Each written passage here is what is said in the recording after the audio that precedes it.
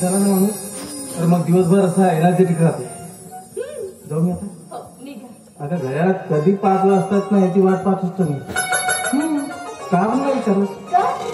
आता दिवसभराचा वेळ कसा आहे का मी तिकडे जाऊ.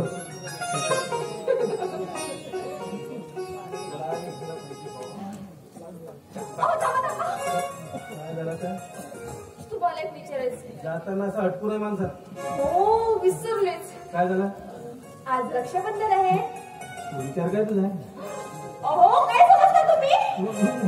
अगं बोल ना काय बोल तुझं. प्रभाकर दादाला राखी बांधायला वेळ मिळते मग जाऊ. रक्षाबंधन आहे तुझ्या दादाला राखी बांधायला जायचं तुला. ठीक आहे मी ऑफिस मध्ये गेलो की ड्रायव्हरच्या हाताने काही पाठवून देईन. त्या गाडीमध्ये राणीसारखं बसायचं आणि दादांकडे जायचं. रक्षाबंधनाचा कार्यक्रम दिवसभरात उठून टाकायचा. गोळदूर खाऊन घ्यायचं आणि दिवस मावळायचे आत इथं हजर.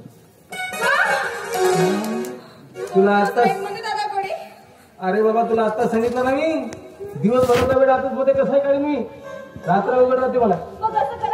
तुम्ही पण चला माझ्यासोबत. कोर्टामध्ये कोण जाणार आहे मग तिथे.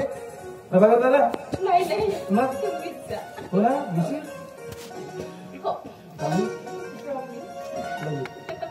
मस्त. Bye bye.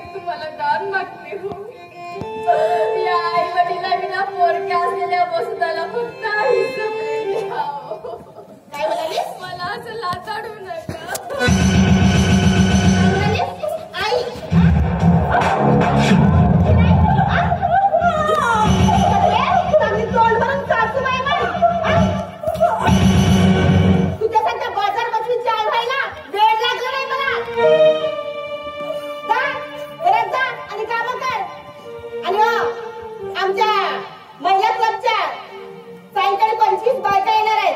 त्यांना जेवायला सांगितलं मी.